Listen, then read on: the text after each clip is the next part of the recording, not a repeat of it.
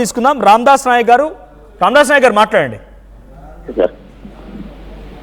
రామదాస్ నాయక్ గారు సార్ నమస్తే, వినిపిస్తుందా సార్? నమస్తే అండి, వినిపిస్తాను, మాట్లాడండి సార్. నువ్వు మహబూబ్నగర్ డిస్ట్రిక్ట్ సార్ మరి. చెప్పండి.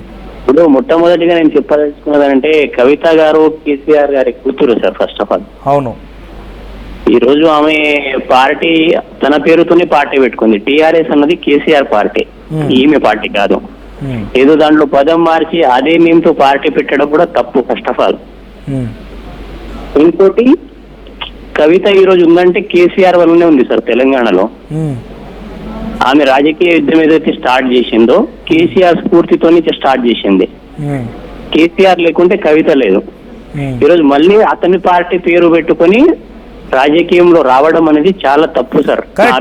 టిఆర్ఎస్ కాస్త బీఆర్ఎస్ గా మారిపోయింది కదా సార్. మారిపోయింది కానీ తండ్రి పార్టీ పేరే ఎంత సార్ తను పెట్టుకున్నది. ఈ రోజు గుర్తింపు టిఆర్ఎస్ అంటే కేసీఆర్ గుర్తుపడతారు. బీఆర్ఎస్ మారింది తర్వాత, అది తర్వాత విషయం సార్, అది తర్వాత విషయం. నా అభిప్రాయం ఏంటంటే ఆమె ఆ పేరు పెట్టడమే తప్పు first of all.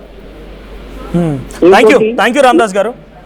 So TRS అనేటువంటి పేరు కేసీఆర్ గారిది, అది కాపీ చేయడం తప్పు.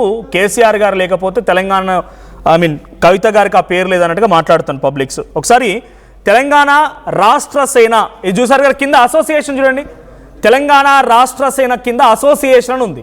సో ఇది ఇప్పుడు అనుమానం రేకెత్తిస్తోంది. తెలంగాణ రాష్ట్ర సేన వరకు ఓకే, కానీ కింద అసోసియేషన్ ఏంటి, ఈ అసోసియేషన్ ఏంటి అనే అనుమానం కలుగుతోంది. సో ప్రజెంట్ టీఆర్ఎస్ అనేటువంటి ఆ పేరు వరకే మిగిలిపోయింది. అసోసియేషన్ అయితే కనుక టీఆర్ఎస్ ఏనా, టీఆర్ఎస్ ఏ అనేటువంటి విధంగా పిలవాల్సి వస్తుందా, చూద్దాం మీరు ఏం జరుగుతుందో. బట్ ఏమైనా టీఆర్ఎస్ఆ బీఆర్ఎస్ఆ, మీ సపోర్ట్ ఎవరికి కామెంట్ చేయండి.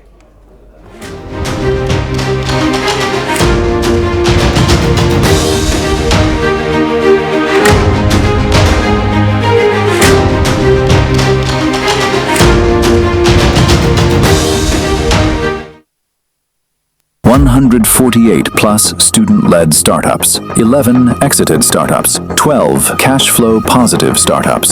KL deemed to be university.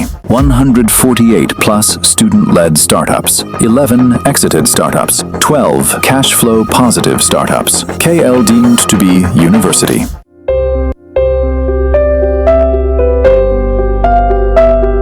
చిన్న చిన్న ఆనందాలు 35 ఏళ్లుగా నా జీవితంలో లేవు. 35 ఏళ్లుగా నేను డైపర్లలో బ్రతికాను.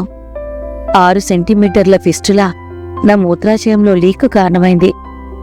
ఎవరూ నాకు సహాయం చేయలేకపోయారు. AINUలో వైద్యులను కలిసే వరకు. అక్కడ వారు రోబోటిక్ శస్త్రచికిత్సతో నాకు పరిష్కారం ఇచ్చారు. వారు నా ఆత్మవిశ్వాసాన్ని కూడా తిరిగిచ్చారు. Precision care makes it possible. The Center for Robotic Surgery at AINU